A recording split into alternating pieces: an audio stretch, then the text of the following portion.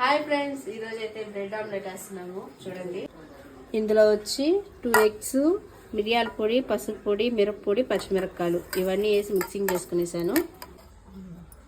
ఇదండి మొత్తం మిక్సింగ్ చేసుకున్నాక పోసేయాలి.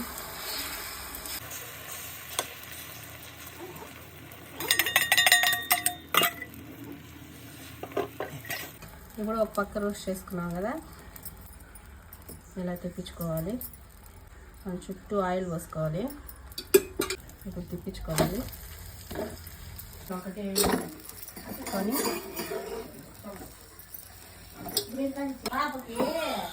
ఇప్పుడు దీన్ని 4 పీసెస్గా ఇలాగే వేడిగా కట్ చేసుకునేయండి.